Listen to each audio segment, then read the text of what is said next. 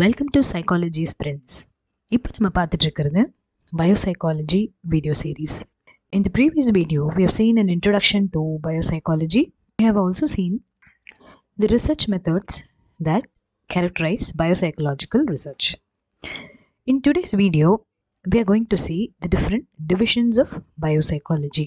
இன்னைக்கு வீடியோவில் நம்ம என்ன பார்க்க போகிறோம் அப்படின்னா the different divisions of biopsychology.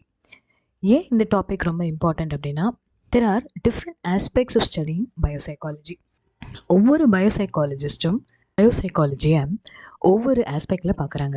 இது நம்ம எப்படி அண்டர்ஸ்டாண்ட் பண்ணிக்கலாம் அப்படின்னா, இப்போது கடவுள் ஒருத்தர் தான் அப்படின்னாலும் அது ஒவ்வொரு ரிலிஜன்காரங்களும் ஒவ்வொரு மாதிரி ஒவ்வொரு பேர் சொல்கிறாங்க, ஒவ்வொரு விதத்தில் கடவுளை வணங்குறாங்க.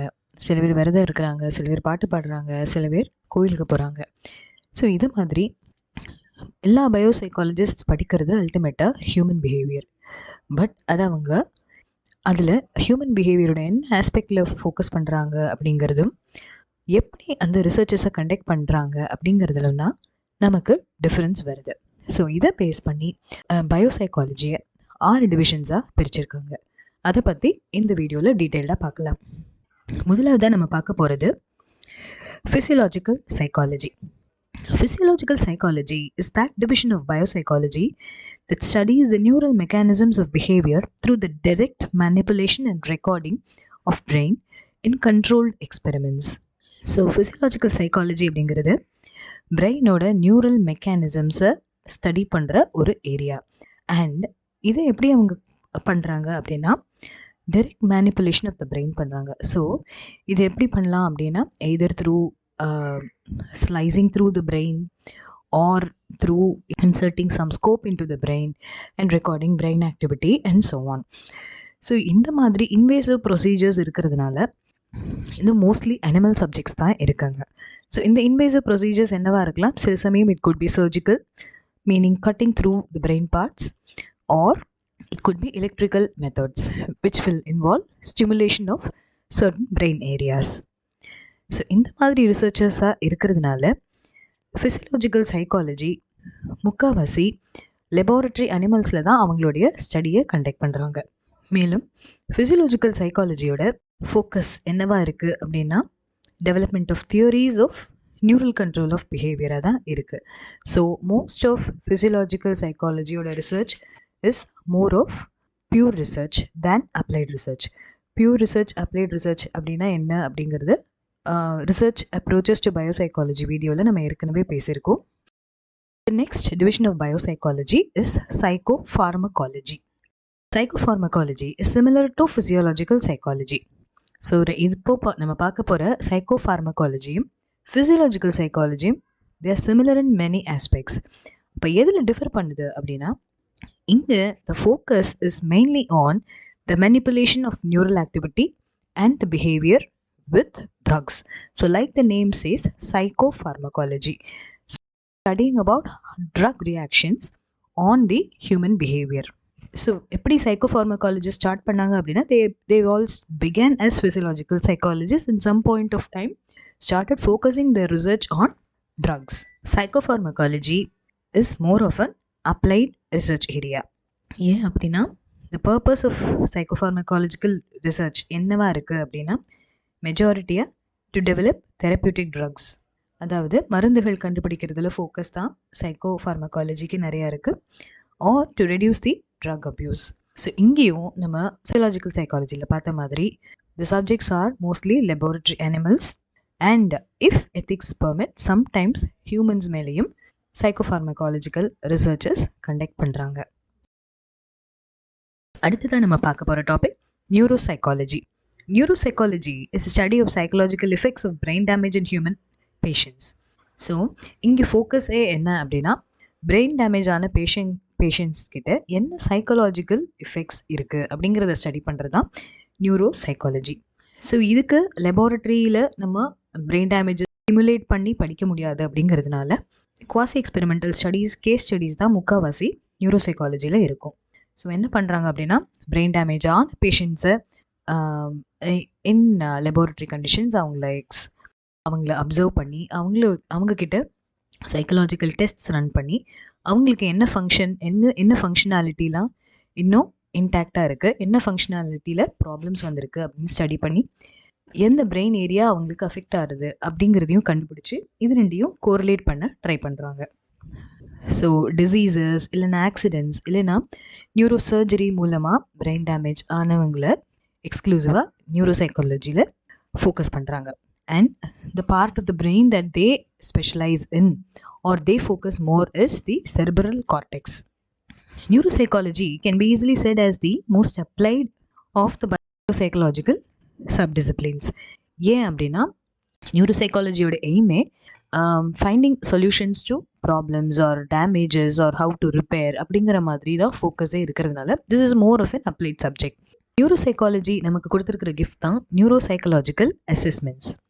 இந்த நியூரோசைக்காலஜிக்கல் டெஸ்ட்ஸை வச்சு பிரெயின் டேமேஜ் எந்த இன்டென்சிட்டிக்கு இருக்குது, ஸ்கோப் ஆஃப் த டேமேஜ் என்ன, அதனால என்னென்ன ஃபங்க்ஷனாலிட்டியை பேஷண்ட் லூஸ் பண்ணியிருக்காங்க அப்படின்னு ஸ்டடி பண்ணுறதுக்கு ஒரு ப்ராப்பர் அசஸ்மெண்ட் மெத்தட் கொடுத்துருக்கு இந்த டிசிப்ளின்.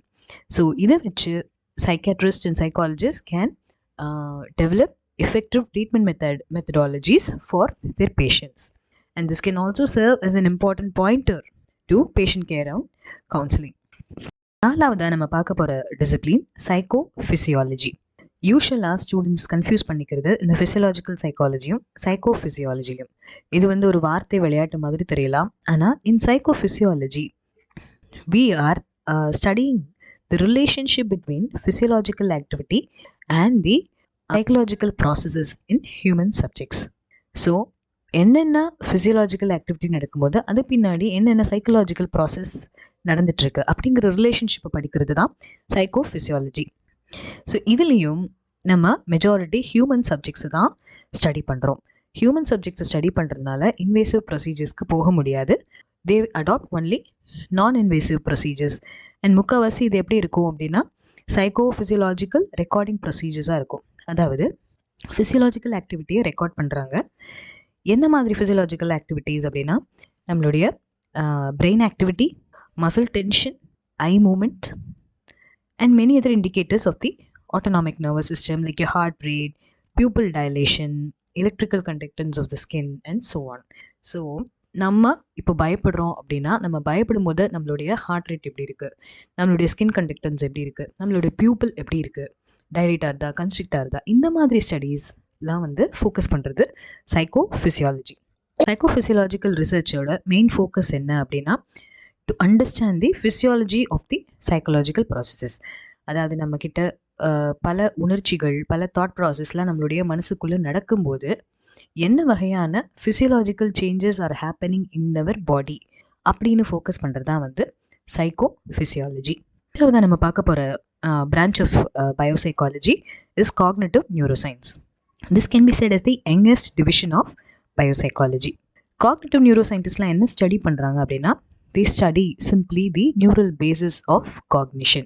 Cognition அப்படின்னு நம்ம சொல்ல போனால் they are the higher intellectual processes like thought, memory, sensation, perception. இதெல்லாம் வந்து higher intellectual processes that are happening at a cerebral cortex level.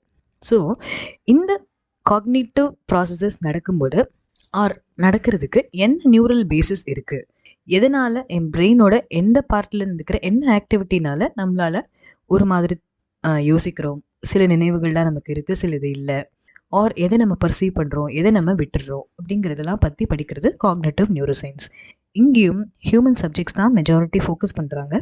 அதனால நான் இன்வேசிவ் ப்ரொசீஜர்ஸ் மெத்தட்ஸ் தான் யூஸ் பண்ணுறாங்க. Invention of functional MRI can be said as one of the basis for the development of this field of cognitive neuroscience. So fMRI, how does it differ from the regular MRI? In the regular MRI, we get a structure of the slice of brain, right? இப்போ at a point of time brain-ஓட structure எப்படி இருக்குது அப்படிங்கிறத நம்ம MRI-ல regular MRI-ல கண்டுபிடிக்கிறோம். But in a functional MRI, you are able to record brain activity when the patient is live, when the patient is doing something or thinking something. So ஆக்டிவாக patient இருக்கும்போது அவங்களுடைய பிரெயினில் என்ன ஏரியா ஃபங்க்ஷன் ஆகிட்டுருக்கு that is found through fMRI, and this is recorded by means of seeing how much oxygen is consumed at different areas of the brain, which indicates activity, more activity on those areas of the brain. So இந்த fMRI வச்சு தான் இந்தந்த ஃபங்க்ஷனாலிட்டிஸ்க்கு இந்தந்த area of the brain is contributing அப்படிங்கிற மாதிரி ground braking innovations எல்லாம் நமக்கு காக்னிட்டிவ் நியூரோசைன்ஸ் கொடுத்துருக்கு. சம்டைம்ஸ் காக்னிட்டிவ் நியூரோசைன்ஸில் என்னமோ யூஸ் பண்ணுறாங்க அப்படின்னா சம் நான் இன்வேசிவ் எலக்ட்ரோஃபிசியலாஜிக்கல் ரெக்கார்டிங்ஸும் யூஸ் பண்ணுறாங்க. லைக் நம்ம முன்னாடி போன EEG recordings or pupil dilation அந்த மாதிரி ரெக்கார்டிங்ஸ் எல்லாமும் பண்ணுறாங்க. These point of times the boundaries between cognitive neuroscience and psychophysiology neuropsychology அதெல்லாம் வந்து பிளர் ஆகுது. ஏன்னா யாருக்கிட்ட இதை படிக்கிறாங்க அப்படின்னா the studied in brain damaged patients. So there is a lot of overlap between these subjects, namely cognitive neuroscience, psychophysiology and neuropsychology. This is நம்ம பார்க்க போகிற branch of psychology is comparative psychology. Like the name says, this branch of biopsychology deals with the biology of behavior. So which branches எல்லாமே brain focus பண்ணியிருக்கு. This branch is not specifically focused on the brain alone, but rather the overall biology of behavior. So இவங்க என்ன பண்ணுறாங்க அப்படின்னா comparative psychologist they compare more then one species and try to understand how evolution has work, how genetics has work and how behaviour has adapted in these species. இதில் எப்படி study பண்ணுறாங்க இந்த அனிமல்ஸை அப்படின்னா either they good study these under laboratory conditions. Some other scientists engage in ethological research. So ethological research na here we are talking about study of animal behavior in their natural environment. So fish அப்படின்னா அது தண்ணியில் இருக்கும்போது எப்படி அதோட natural என்விரான்மெண்ட்டில் எப்படி அது behave பண்ணுறது அப்படிங்கிறத அனலைஸ் பண்ணுறது. சரி ஒரு கேமலை பற்றி எப்படின்னா இன்னும் டெசர்ட் என்விரான்மெண்ட் அது எப்படி ஃபங்க்ஷன் பண்ணுது. In their natural environment how animals function is studied by comparative psychologist. So in the comparative psychology, we can talk about two sub-disciplines also. The first one of this is the evolutionary psychology. So like the name says, this field focuses on understanding behavior by considering its likely evolutionary origins. So எப்படி எவல்யூஷனரியாக ஒரு behaviour ஒரு ஆர்கானிசமில் develop ஆகிருக்கும் அப்படிங்கிறத பற்றி study பண்ணுறது evolutionary psychology. உதாரணத்துக்கு சொல்ல போனால் இப்போது ஜென்ரலாக நம்ம ஏதாவது வேணும், வீட்டில் ஏதாவது சாமான் வேணும் அப்படின்னா யார்கிட்ட போய் கேட்போம்? அம்மா கிட்ட கேட்போம். ஏதாவது இடத்துக்கு போகணும், ரூட் வேணும் அப்படின்னா யார்கிட்ட போய் கேட்போம்? ஜென்ரலாக அப்பா கிட்ட போய் கேட்போம். ஏன் அப்படின்னா எவல்யூஷனரியாக அந்த பிஹேவியர் ஏன் நமக்கு வருது, ஏன் இவங்கக்கிட்ட இந்த கேள்விகளை கேட்குறோம் அப்படின்னா when we see from early man's times when they had to hunt animals, they go deep into the forests and they always had to find way back to their homes. So இது பண்ணி over the years என்ன இருக்குது, மென்னுக்கு root கண்டுபிடிக்கிறது அப்படிங்கிறது வந்து it is developed as a natural process. Similarly for women the are more of nurturers and வீட்டுக்குள்ளே குழந்தைங்களை பார்த்துக்கிறது தான் அவங்களுடைய மெஜாரிட்டி வேலையாக இருந்தது. They had to protect their children from predators and so on அந்த காலத்தில். So as that developed evolutionarily women started taking care of homes better and all the requirements of children also better. So these habits, so this could be said as the evolutionary significance of men having better spatial memory and women having better episodic memory. The other branch of biopsychology is behavioral genetics, which talks about the genetic influences on behavior. எப்படி பாப்பாவும் பையன் ஒரு விஷயத்தை ஒரே மாதிரி செய்கிறாங்க, எப்படி அம்மாவும் பொண்ணும் ஒரே மாதிரி சிச்சுவேஷனுக்கு ரெஸ்பாண்ட் பண்ணுறாங்க அப்படிங்கிறதெல்லாம் வந்து is the focus of behavioural genetics. So this is about comparative psychology. Now we are going to talk about how biopsychologists work together. So biopsychology is a sub-discipline of neuroscience அப்படின்னு பார்த்தோம் நம்ம. So though there are, like I said previously, though there are many different disciplines within biopsychology, most often to solve any problem at hand, all these disciplines interact with each other and contribute their knowledge in finding a suitable solution to the problem at hand. For example, Korsakoff syndrome அப்படிங்கிறது வந்து ஆல்கஹாலிக்ஸில் ரொம்ப காமனாக வருது அப்படிங்கிறத கண்டுபிடிச்சாங்க. So initially it was thought that brain damage, toxic effects of ஆல்கஹால்னால வர brain டேமேஜில் தான் கார்சகோஃப் சிண்ட்ரோம் வருது அப்படிங்கிறது வந்து was the common sense belief. But quasi experimental research on alcoholics conduct பண்ணினதில், laboratory research conduct பண்ணினதில் என்ன கண்டுபிடிச்சாங்க அப்படின்னா Korsakoff syndrome was largely caused by brain damage associated with thiamine deficiency, அதாவது vitamin B1 thiamine deficiency. So இதுக்கு further support எப்படி வந்தது அப்படின்னா, Korsakoff syndrome was not only seen in alcoholics but was also seen in malnourished people who did not consume alcohol. So ஆல்கஹாலே குடிக்காதவங்களுக்கும் Korsakoff syndrome வருது அப்படின்னா, it is not just because of the toxic effects of alcohol. So there should be some other reason, which was found to be vitamin B1 deficiency. So என்ன பண்ணாங்க, ஃபர்தராக இந்த ஹைப்போதசிஸை test பண்ணுறதுக்கு laboratory ரேட்ஸில் thiamine deficiency induce பண்ணி they studied the effect of thiamine deficiency in rats. So these rats further went on to develop all the symptoms experienced by Korsakoff syndrome patients.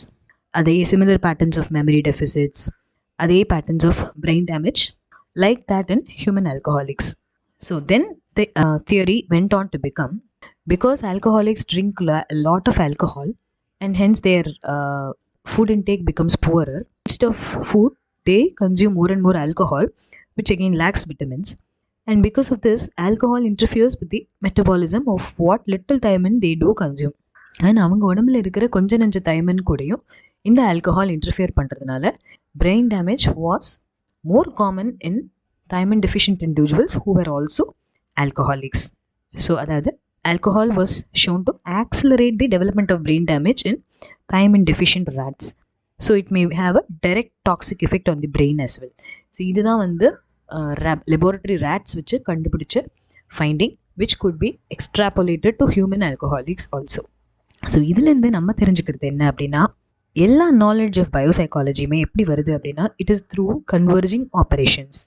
அதாவது இந்த ஒரு கேஸை டெசிஃபர் பண்ணுறதுக்கு நியூரோசைக்கலாஜிக்கல் case studies பண்ண வேண்டியிருந்தது, case study of Korsakoff பேஷண்ட்ஸை, quasi experimental studies with human subjects பண்ண வேண்டியிருந்தது, controlled experiments on laboratory animals பண்ண வேண்டியிருந்தது. ஏன்னா they had to compare thiamine deficient rats and controlled rats.